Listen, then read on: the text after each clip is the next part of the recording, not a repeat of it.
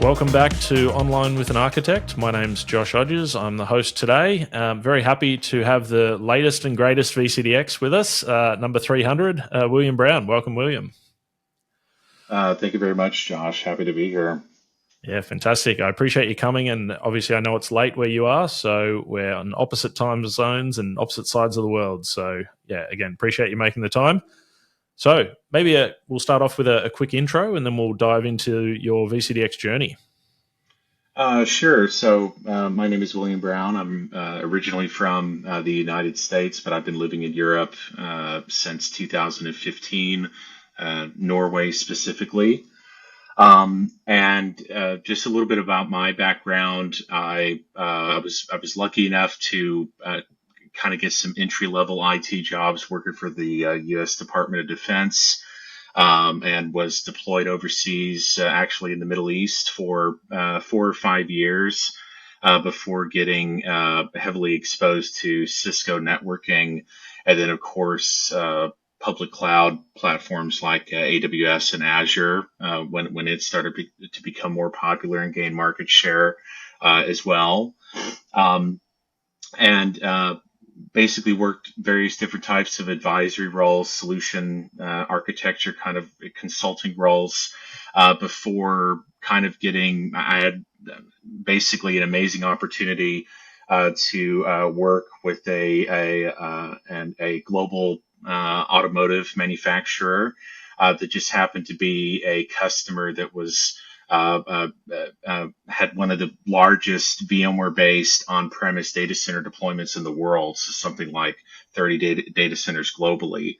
And virtualization was something that, to me, was an area that all the different worlds, networking, cloud, storage, virtualization, it all kind of came together in the data center. And so for the last 5 years, I've been mainly focused on-premise virtualization platforms, things like Nutanix and VMware. And I'm currently working for VMware's professional services organization, specifically their Telco PSO organization, as a Telco Consulting Architect based out of Norway.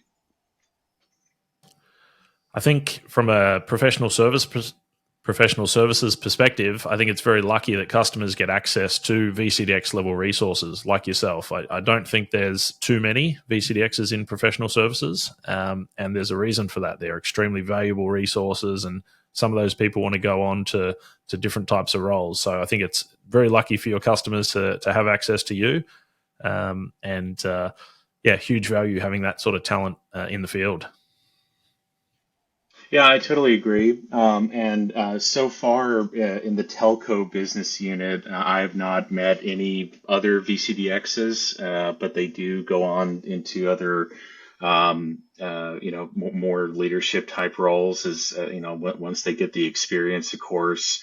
And it is interesting working for an organization that a lot of the principles that went into the VCDX program did come from more of the professional services ethos and the way that we do deliveries for different customers. We are doing the types of platforms that we're implementing, even though that we are making them a lot simpler for the end user. And that's, VMware is all about management and making things a lot easier, the user experience. But there's still a lot of time and energy and thinking that needs to go into some of these very complicated deployments, and professional services is one of the ways that VMware is making that easier for customers to adopt our technology and reduce that complexity and time to market to get things up and running for them. Yeah, absolutely. I think anytime you've got reasonably new technology or complicated multi-sites or multi-cloud type solutions, I think, you definitely want to have someone very experienced who's not just going to look at things at the physical layer either. I think a lot of the mistakes that are made in projects is people dive straight into solution architecture, and then, they haven't thought about the business side or commercial side or anything like that. So, again, I think that's the value VCDXs bring. They're very broad in their knowledge and experience, and they can still go deep in each of those areas as well. Right. And so that makes me think of something that I think is actually quite important, which is so if you look at, like the older days of like vSphere, for example, the 6.0 days, 6.7 days. And then you saw sort of like the kind of explosion and rise of popularity of public cloud platforms like AWS and Azure. And there's this massive enterprise buy-in to these kinds of platforms. What I've come to find, so I got into what I'm doing now. I kind of came reverse. So, I kind of came from the public cloud world, fell in love with on-prem and managing your own hardware, your own solution, and building your own cloud. But I do think that in the industry, there is kind of a shortage of people that kind of had those fundamental skills. So the storage, networking, compute, virtualization, the different layers that we see in VCDX, the things that you have to defend for, especially when you're going for something like DCV, to find those kinds of people out there that really understand a full stack platform. I think those skills, because we haven't had to worry about them so much, because people are using public cloud platforms, for example. I think that there's kind of a skill shortage in the market. And so, especially here in Europe, what you're finding is a lot of customers want to do on-premise deployments. They want the control. They want to be able to build clouds themselves and manage it, especially in the telco industry, where just because of regulatory reasons alone, you cannot put certain types of, user plane function data, those kinds of things in public cloud. There's a tremendous demand to build your own data centers.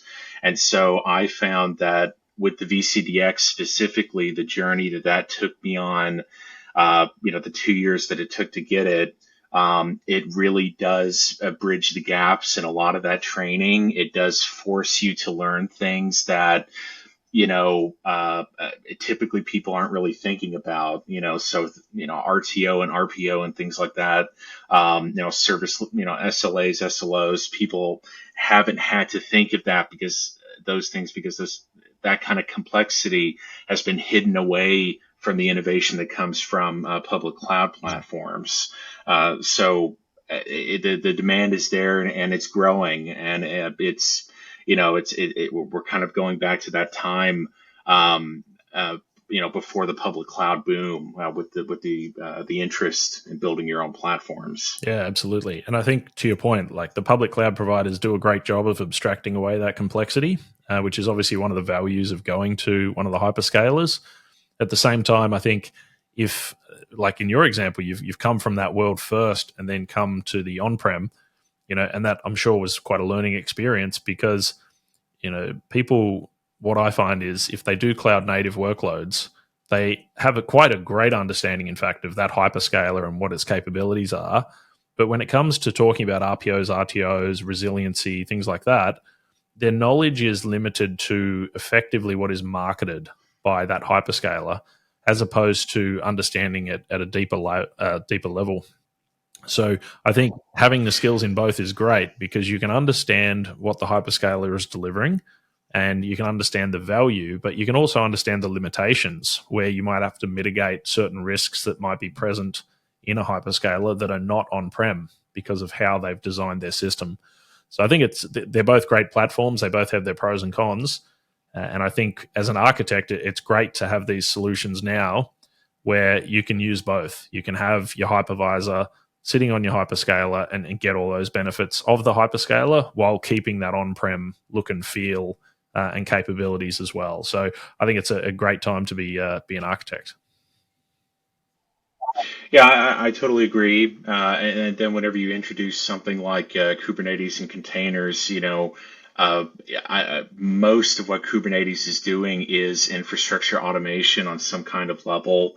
It's making you think about things like persistent volumes and storage and networking, and has quite complicated requirements around those things to get it to work. And effectively, to make containers work, to get all the cloud native benefits, you really do need kind of a life support system to make it work. And there's different philosophies out there and different ways of doing it. At VMware, we have our own philosophy in the way that we do it with, TKG and with our telco platform, telco cloud automation. But it is forcing, platform operators, people that, in the past, you just go into Amazon, you spin up some VMs and things like that. With Kubernetes, it is forcing, administrators to think much more about infrastructure than I think that they kind of had to the last 5 to 7 years with the public cloud boom. Yeah, agreed. I think everyone's tried to go all in one or the other, and now everyone's realizing hybrid is probably the way to go, and there's pros and cons to all of that as well. So maybe, I was going to dive into your VCDX journey first, but I think we're probably already halfway down the rabbit hole of talking pros and cons of public and private cloud. So pleased to hear your thoughts on that, and we'll circle back to your VCDX journey specifically a bit later. Yeah, sure. So in 2017, I took a break from living in Europe and worked in Dallas, Texas, actually. And there was kind of a major global auto manufacturing organization there. And they had an outgoing CTO that was an ex, I believe it was Amazon or Azure, one of those kinds of executives that was all in on public cloud. They had shut down all these data centers and things, and they were basically going all in on AWS. And what had happened was when AWS started getting into the self-driving car type of business, they really had an interest in AI and self-driving cars and things like that, which started directly competing with this auto manufacturer. Suddenly they were in a position where they really needed to have a lot of intellectual property stored into data centers that they managed, and not have to fit into the limitations of what something like AWS was providing. But what actually ended up is that they ended up putting all of their public facing stuff, all of their software as a service layer type functionality. They definitely, and to this day, are one of AWS's biggest customers. But they did kind of shift the paradigm from going all in to running things on premise. And they also did it because it was, cost prohibitive, and a lot of things are cost prohibitive on public cloud. Some of the legacy monolithic type applications that they had moved to AWS and had running for a couple of years, it just wasn't feasible in the long term. And so they did shift over into that hybrid cloud type journey.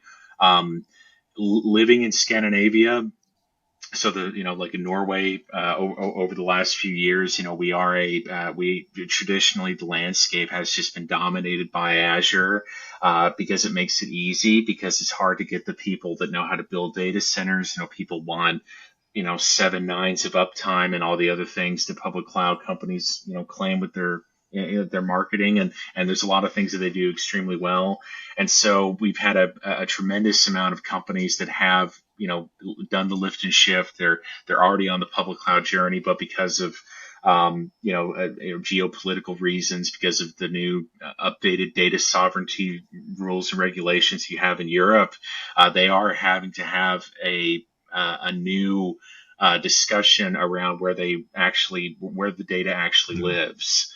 And what I've come to find is, since I got into, or kind of first heard of VMware 7 years ago, to now working for them in professional services, the technology that we make has gotten so much better than it used to be. It's become so much easier to design and deploy.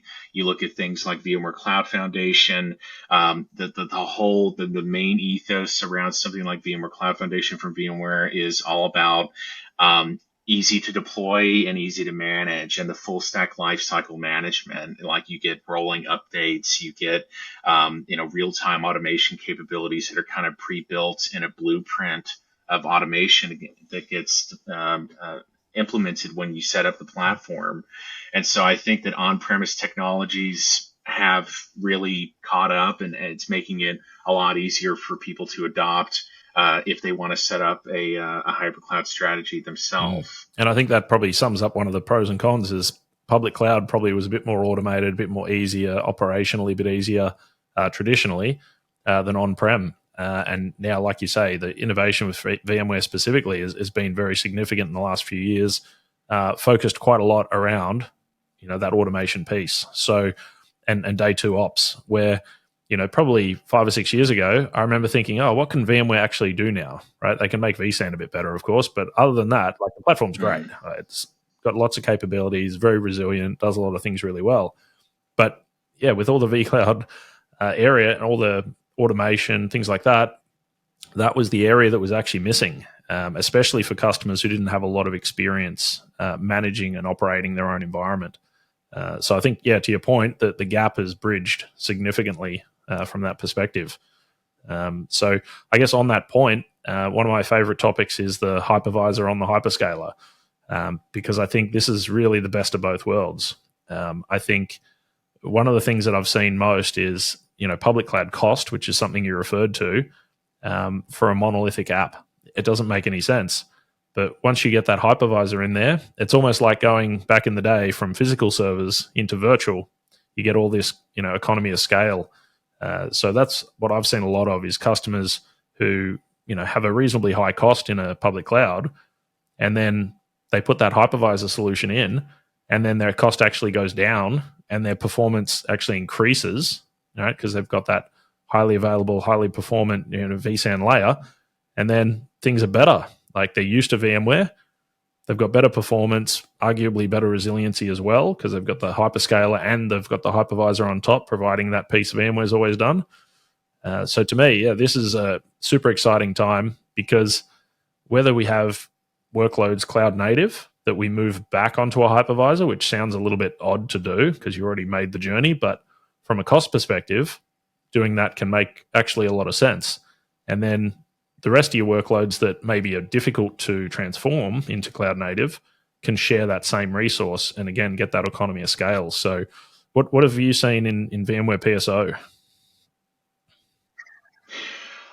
Well, I think that definitely. So, speaking from the telco perspective, we are an organization that we're partnered with everyone, right? We make VMware run on almost anything. But we do, we have competitors out in the market today that have, believe it or not, they really want customers to kind of go back to a bare metal approach. So like, for example, like with Red Hat OpenShift, they're another, key competitor of ours.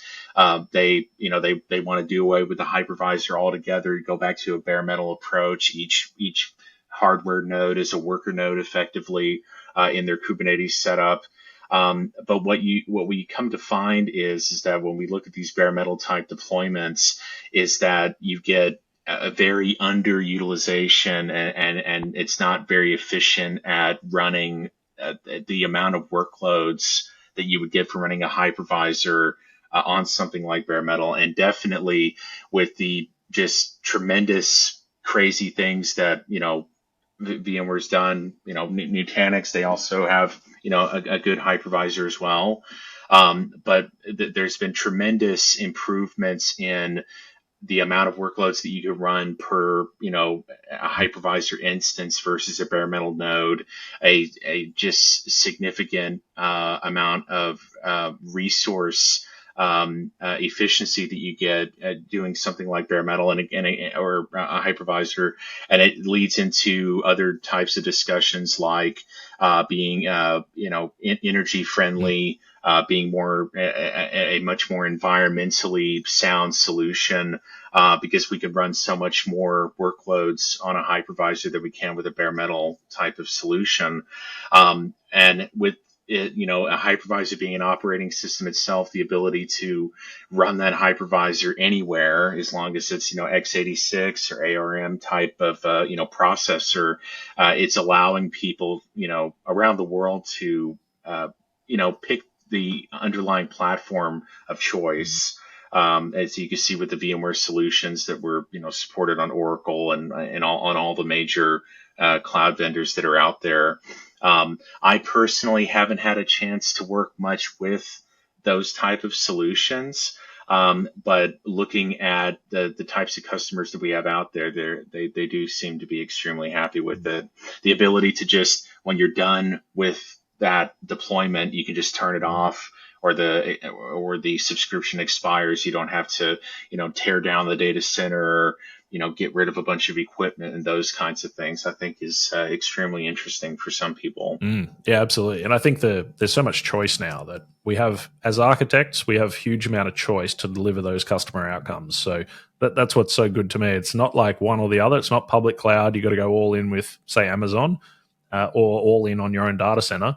You can do both, and then you can obviously use all the hyperscalers if you want. So, yeah, I'm quite keen to see, customers and work with a few customers to do real multi-cloud deployments where they're using, let's say an Azure and an Amazon, and then also an on-prem, and actually leveraging the value of all those solutions for the right workloads and, business continuity, things like that. So exciting times for sure. But I'm quite surprised to hear that people think that removing the hypervisor is a good way to go. I feel like in the last 20 years, the hypervisor, regardless of vendor, has really proven its value, the abstraction, the efficiency, performance even.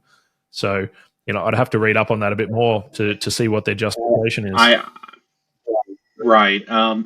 You would be surprised, but in some of the discussions that we've had, and so prior to coming to VMware as an employee, I worked for a small telco operator, the third largest telco operator in Norway, a company called ICE.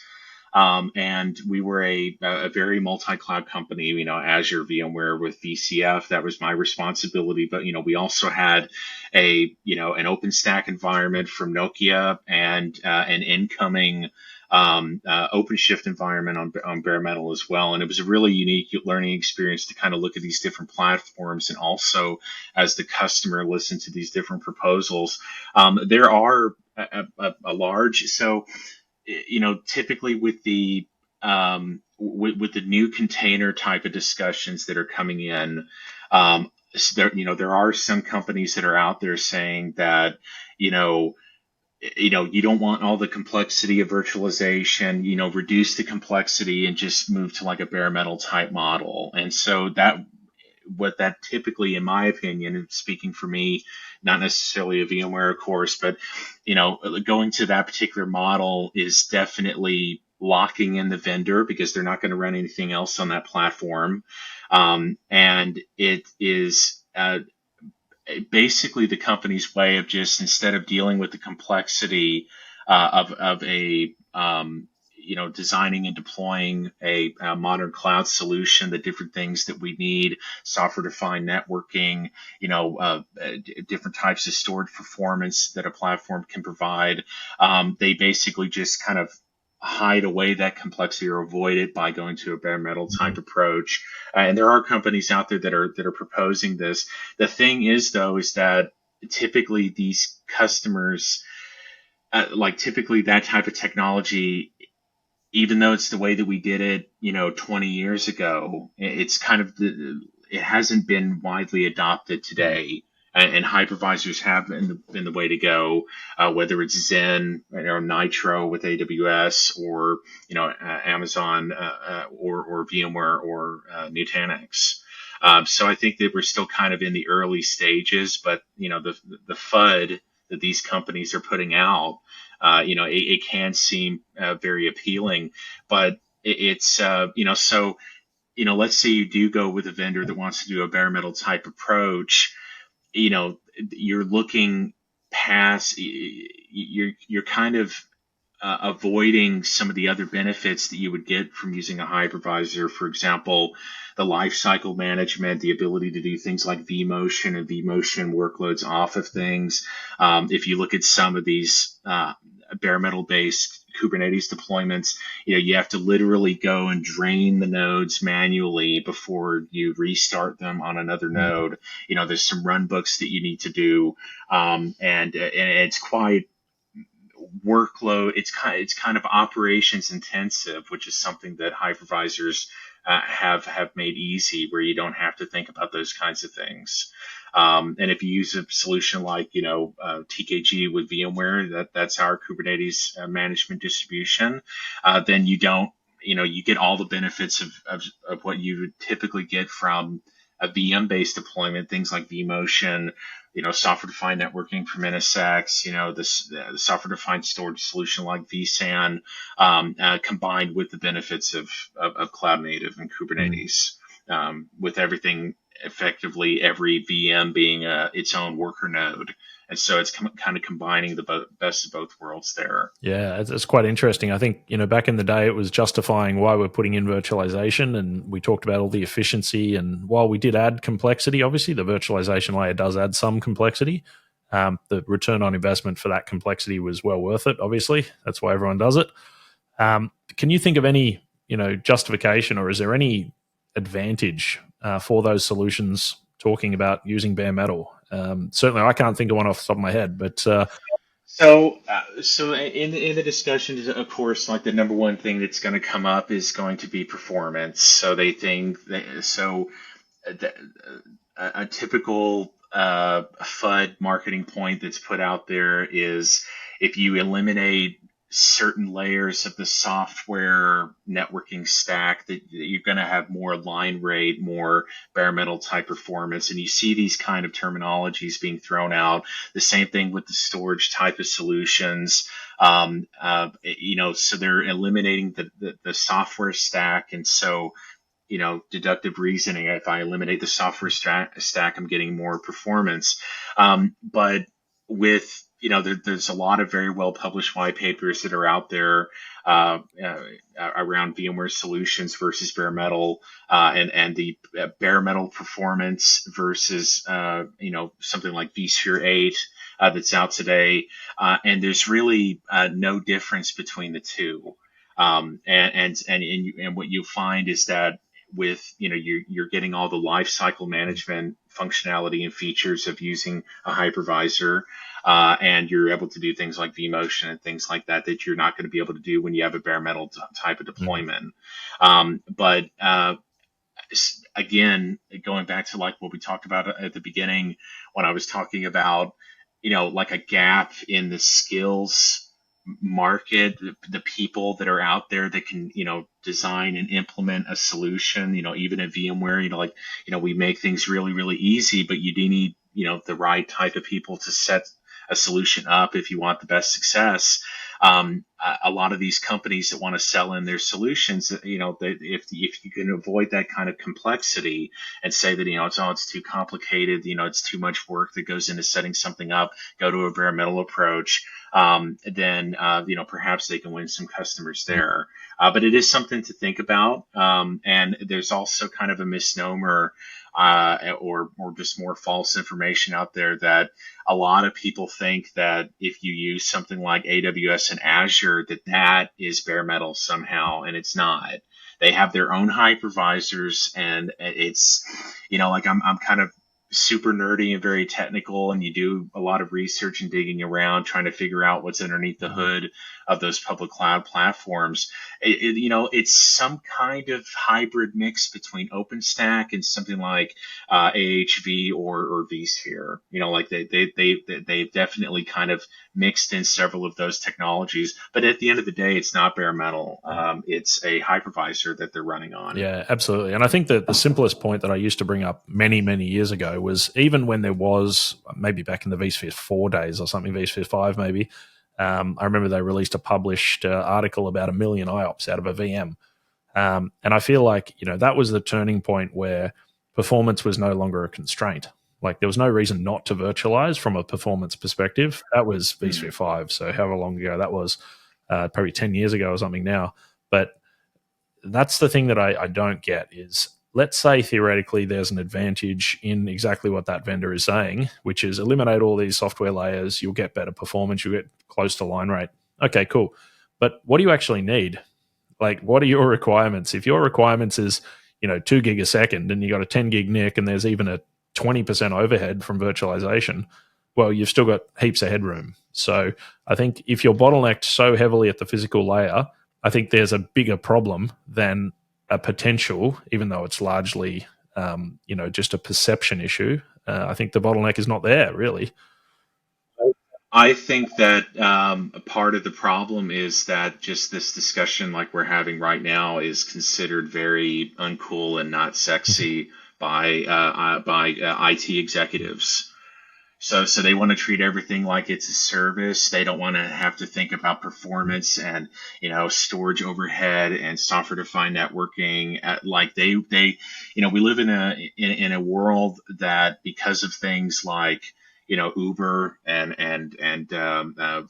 some of the like the food apps and things like that. You just use an app on your phone.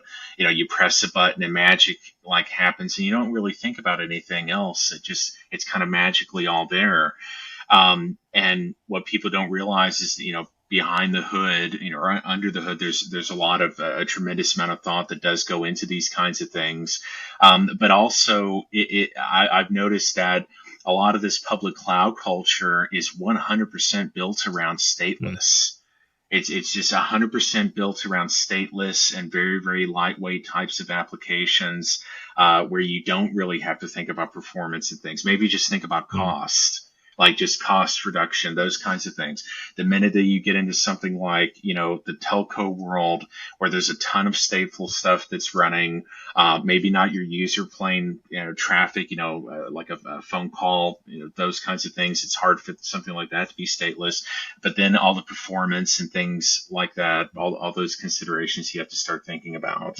Absolutely. I think, one of the things I've spoken to customers over many years is, this is, way back when I was at IBM even, so like 15 years ago, was trying to create a standard platform that would support all your requirements. And obviously, there's no one size fits all. There's no one platform that's the best at everything. But does the platform you choose, whether it's a public cloud, private cloud, VMware, whatever, does it meet your requirements? If your requirement is here and the solution meets 80% of that or 90% or whatever, then it's fine. It's a viable platform. Is it the highest performance for every single use case? Probably not. But is it meeting your requirements and exceeding them comfortably for growth? More than likely. So I always say to customers, like, if I design you the best of breed for every single workload, you're going to end up with 30 platforms, or probably way more, heaps of complexity. It's going to be unmanageable. The cost will be prohibitive. You'll get no economy of scale. So to me, I want to look at like 95% of the workloads, and I want to find a solution that can cater for those. And then sure, there might be an edge use case or something that we have to cater for separately. But to me, that's why the hypervisor is so good. I can pretty much throw everything into an environment. Even clusters with mixed workloads these days work incredibly well. Whereas back in the day, we'd have a dedicated cluster for like SQL and dedicated for VDI, dedicated for whatever. But these days, you can actually consolidate most workloads very, very well and get great outcomes. So I don't understand people who want to create all these silos. They might be technically interesting projects. You and I might work on a project creating this little silo of a business critical app, and I'm sure we'd have a lot of fun. But from a broader perspective, an organizational perspective, we'd be giving that customer a problem that down the track they're going to have to migrate off, and get people like yourself involved to migrate off such a complex platform. So from a business perspective, I don't see those as being good choices unless you absolutely have to. Yeah, and I totally agree, and I think that unfortunately that's just going to continue to happen no matter how much for example, VMware makes it easier for people to make those decisions. But it really, I think that there is kind of like there's a tribalism that comes with a lot of these platforms. When I was working with Cisco, it was all about I got my CCIE from Cisco. It was all about networking. It was awesome. And when you're in the AWS world, it's tribalistic as well, and definitely VMware can be, I would say. But I do think that if you have a business and over time like a new you know, a pressing business requirement comes, you bring in a solution to solve a specific problem, and it may not even be any fault of your own, but maybe the world situation changes, or your like business goes in a different direction. Now all of a sudden your platform is obsolete, or maybe it starts being more used than you ever thought that it would be. That was the use case with so. It kind of leads into the VCDX discussion. So at my previous company, we were this multi-cloud organization, telco company, and we had these different silos because, just to be honest, there were different platforms that did things really well. And that's why they had those platforms to solve those business challenges. But they had previously to me coming into the company, they had this, ancient dinosaur legacy VBlock system that, if you remember, 10 years ago was, it was what, right? Like it was really, really good. It's using Vplex and VNXs and kind of these old school, or not necessarily old school, but, the more dated type of technologies. And the reason that they had this VBlock system, and it was a two-site solution, was simply to support IT workloads that couldn't go to Azure. That's all it was designed for. And then over time, they were two standalone systems, and then they had some outages, and people left the company. They didn't know how the system worked, and it wasn't very well maintained. And what had happened is that they had over time kind of evolved this VBlock platform to have stretched storage, because they wanted to be able to fail VMs over if a site failed, if you had like an inter site link failure, and to meet these different use cases. But what had happened is that it kind of started off small and then ended up having 300 or 400 virtual machines running on that platform. And it was on its last legs. It had had several different outages. VMware wasn't necessarily a very like a happy, thought about vendor in the company because no one maintained the platform. So people think, oh, VMware sucks. Like because the platform isn't very good. We had another failure. We had another disk array that failed. Another fabric extender went out on the platform, and so I was brought into ICE to help implement what at the time was really, really new, so, 2019, which is VMware Cloud Foundation. And VMware Cloud Foundation was kind of the future for, it was the all-in-one, platform that provided the lifecycle management. And they had this really fancy, sexy feature, which was this stretch cluster type deployment. Multi-site solution where they could, you could put one site in maintenance mode, move those workloads to another site. And, we got VCF up and running, and we were able to do this with a very, very small team of people. Just the way that it's built, it kind of provides a blueprint reference architecture that you can't really change or tamper with. It's designed to keep that state and keep the system from falling apart, basically, and you can upgrade it regularly when they release software updates. And then we used, VMware's HCX product to migrate the workloads from the old platform over to the new into VCF.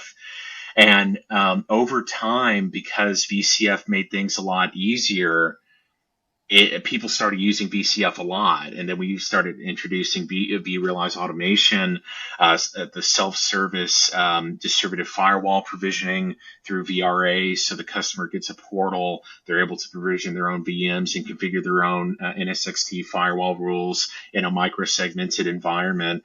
And so over the course of just a couple of years, the workloads going into that platform doubled. And it became much more of a telco-centric platform where it started out in the IT world, essentially. Yeah, very good. I mean, I think absolutely, vCloud Foundation has made life a lot easier for a lot of customers. I think, having a platform that can deliver an outcome, even if it is somewhat constrained, to deliver that operational simplicity and resiliency is very important. Because as you say, like a vBlock, something like that, if it's not maintained, even if it's great out of the box, and back in the day, sure, it was, but too many moving parts today. I think it's much more simplified these days, especially with vSAN ESA. So life's a lot easier. But there's obviously use cases for bespoke solutions, but I think trying to minimize bespoke solutions is ideal wherever you can.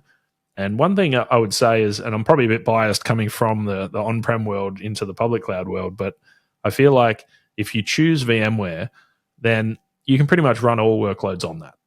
If you choose public cloud, difficult to run all workloads on public cloud, I would say, as a general rule. And I'll probably get a bit of hate for that statement, but I still think there's some constraints in the public cloud. But at the same time, you bring the hypervisor into there, you've got a great outcome. You can run native, you can run hypervisor workloads, and you're sweet at that point. So I think the barrier to adoption is no longer an issue. And the case study you mentioned earlier about the customer wanting to move potentially out of AWS for political reasons because they became a competitor due to the AI cars and things like that. I've heard that quite a few times actually in recent years, where a company has acquired another company and they now compete with Amazon, or they compete with Microsoft or whatever, and they've decided because of that they're going to completely get out of that environment. And my position to them was, look, I get they're a competitor and you don't want to give them revenue, but if that's the best outcome for what you're trying to achieve, maybe you should think of yourself first, and think of that competitive situation second. If you're set up in a public cloud, everything's working well, operationally you're good, resiliency, you're delivering your outcome, moving somewhere else, even if you get us to design and deliver it, right, is still a risk. It might be a small risk, but it's still a risk. It's still a project and a cost and things like that. So I think sometimes people put that competitive angle, too far as a priority. I'm sure I've done that as well in the past, when they should really just think about their own outcome. If you've got a great outcome, stick with it. Like, there's no need to change things, unless there's a genuine commercial, constraint or something. But I don't think being a competitor potentially with one of the hyperscalers, they're massive businesses. I bet you could find a conflict of interest with Amazon if you really wanted to go digging for every company on earth. Yeah, I totally agree, and I think that honestly, the biggest, I mentioned the term, FUD earlier, fear, uncertainty, and doubt, and I think that the number one reason for it is a security type of discussion. It really is. And if you look at that automotive manufacturer at that time, I don't think that people really understood that there are wonderful, amazing security mechanisms in public clouds that make things, you have self-encrypting drives. There's multiple different ways that you can protect your data running on these platforms. But I think that at the end of the day, just some people feel safer when it's locked away and you have the key and no one else can touch it. Yeah, exactly. But there are new innovations around security that are making things a lot safer and easier to use. Again, the Kubernetes cloud native discussion, things are much more intrinsically safe than they used to be, and so. It's just lack of knowledge, and so some people would rather do it themselves because it's they didn't quite understand the technology at the time. It just felt safer, right? Even though in practice it probably wasn't, right, or might not have been. Yeah, exactly. And I think again it comes back to the skills gap. There's a lot of articles actually on LinkedIn popping up about the skills gap in IT, and I think it's very true. I've thought that has been the case my entire career. I've thought, I really want to elevate my skills as well because I feel like I had gaps, and obviously I still have gaps, but I want to keep elevating my skills because I feel like there's huge gaps in the market, really interesting work to be done and very important work. And yeah, skills are the biggest constraint in IT by a mile. I think, vendors like VMware have great solutions, but it's the old hammer and the nail analogy, right? If I get a hammer and a nail and I hit the nail sideways, well, it's not going to do its job. So you've still got to know how to use the tool for it to be used correctly. Obviously, the hammer in that example isn't faulty. It's the user who's using the hammer incorrectly that's causing the problem. So, and I think that probably brings us to a Right. great point, which is, we've both gone down this VCDX journey because I think we both identified the skills gap and our desire to learn and be, an expert in a certain area. You're the latest VCDX, which is great. I wish we had 5,000 of them already, but at least you've gone through in recent years. Can you give us a bit of a rundown on that experience, given you are the most recent VCDX? Yeah, absolutely. So it kind of goes back to this VCF journey with the previous customer. When I joined, again, there wasn't a whole lot of VMware expertise locally in the Nordics, or at least not in Norway. And so when they wanted to do the VMware Cloud Foundation, what had actually ended up happening was so this is like January 2020, somewhere around that time, they had someone come in and set up this initially, so VCF 1.0. And halfway through setting it up, they had already had like a major outage, and it had something to do with uh, well, as crazy as it sounds, they didn't size vSAN correctly. So you have this stretch cluster set up, and the power goes out on one of the sites, and so vSAN basically it corrupts itself, and all kinds of problems happened. And so they had brought me in as a consultant to kind of focus and kind of rebuild the platform. And I had I was really drinking the VMware Kool-Aid 100%, and I looking at this solution, it had every area of the blueprint in it. And that had always been the problem with the VCDX thing with me, was to get the experience needed to set up to be able to do a VCDX, to be able to cover all the areas of the blueprint. I had done projects that were, NSX based, or some vSphere standalone type deployments, vSAN standalone. But I had not done anything from start to finish that covered all the areas of the blueprint. So, the 6-month journey to get VCF 2.0 up and running, and then the associated, it was a multi-site solution, so you have to think about things like RTO and RPO, with backups, and then the workload migration. It became kind of a full stack virtualization sandwich, all the different products from VMware all in one. So I got very serious about it, and I started generating documentation. I looked at many of the examples that were out there online. Now, for anyone listening that hasn't gone through the VCDX journey yet, it is kind of shrouded in mysticism and mythology, and it can be quite intimidating when you first get into it. And there's not a whole lot of people out there that have written like a huge amount of resources and articles out there. Yeah, your blog posts, even though they were many years old, I found them to be very helpful, especially some of your performance write-ups, like Nutanix versus vSAN type performance, and some of your calculations there I found to be extremely interesting. And then, of course, you have the legendary Rene van der Vatum with his VCDX, I think it's 133 series of articles that he wrote out there. And so, so I was working this project, and I went through, getting the VCAP, so the deploy, doing the design, and then so after about a year and a half of working on this paperwork, and I mean really working on it and generating around 700 pages of documentation, that looking back, I probably could have done with just 150 pages of documentation.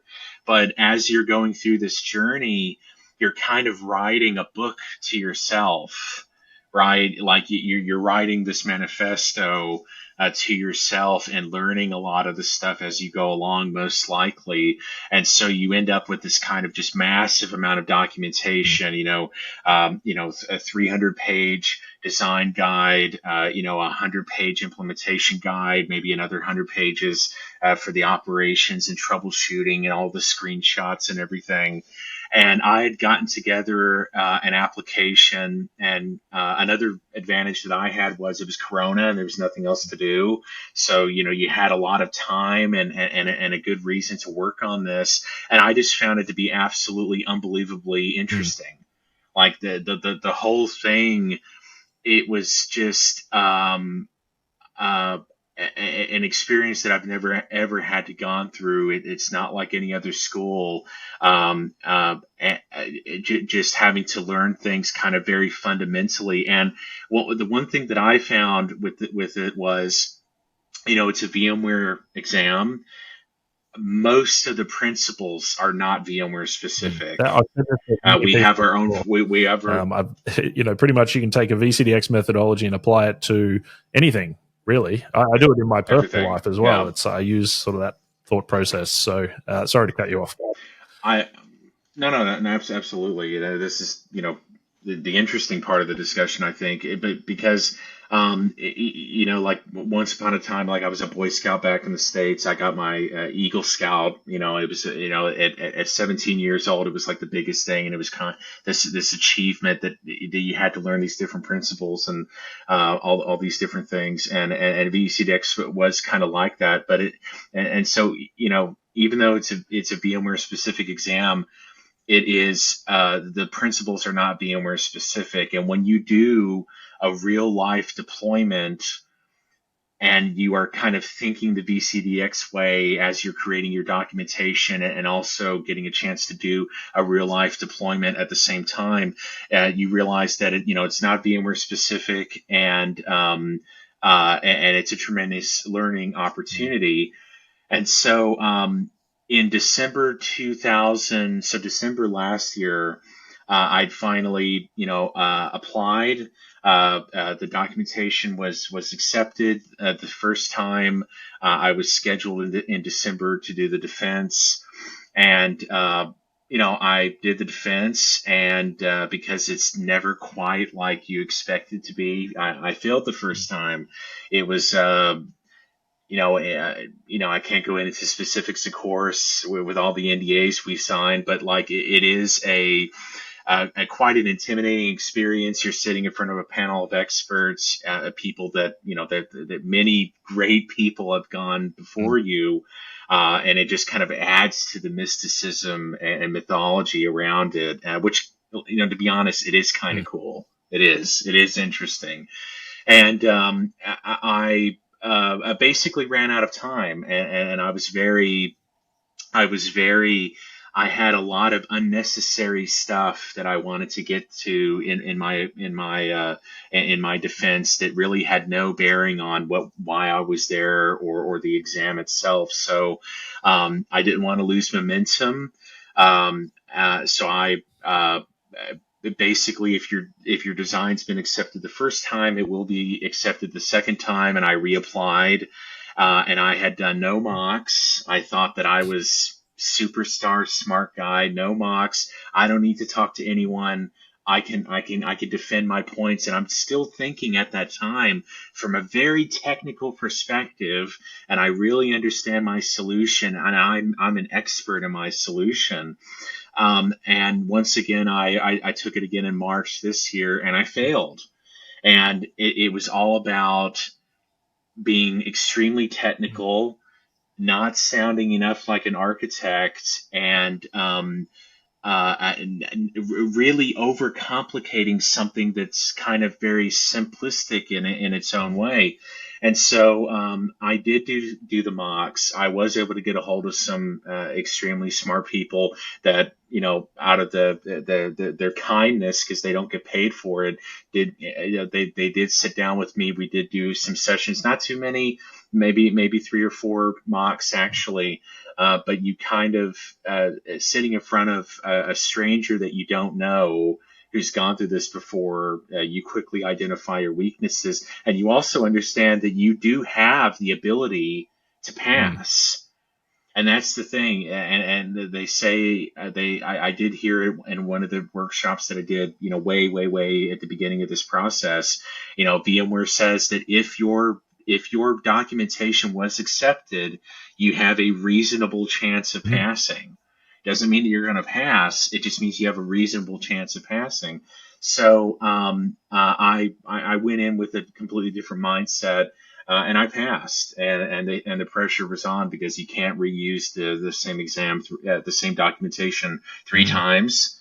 And I'm very happy about it. And again, after you're done, you kind of think, you've climbed this mountain, and it's this huge monumental achievement. And I'd already started working for VMware by that Mm. time, so I didn't need it to get the job at VMware. It's kind of a radio silence, actually, like in a Mm. way, because what you find is that, or what I'm finding is, it's really up to you to apply what you've just Mm. achieved, because you'll get the email that you passed, you'll get the number, and in the little, huddle circle of other VCDXs, it's, everyone understands, it's very admirable, and very everyone's proud of you that you passed. But the industry itself isn't so excited, I feel, about it, because people don't Mm. understand it.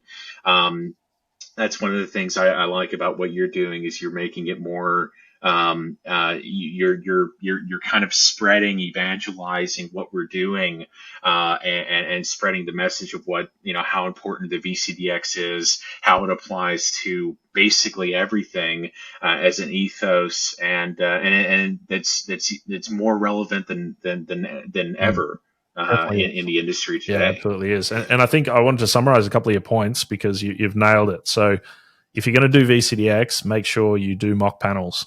They are incredibly valuable. I Yeah. personally did tons. I probably did like 20 or something. And my sort of Hmm. VCDX study buddy, one of my team members at End to End, James Worth. So he and I constantly went back and forward at each other, challenging every decision, every statement we'd make with each other, and really making sure we understood it. That, to me, is the recipe for success, without a doubt. And your preparation, where you said you probably created more documentation that's required, that's probably true. That you didn't need 700 pages, you needed 200 or 150 or whatever. But the Hmm. fact that you did that work meant that you had the knowledge, right? You'd gone through all that process exhaustively, obviously, and that enabled you to be successful, I think. So, mock panels, definitely do heaps of them. Technical people, non-technical, executive level, architects, a broad spectrum of people. Get your partner to even ask you questions, and you have to explain it in a very simple manner. I think that helps a lot. And the other thing I was going to say is Derek Seaman, who's VCDX 120 something, I think, from memory. Derek, apologies for not remembering, but he put out a great blog which was showing the template of his PowerPoint presentation.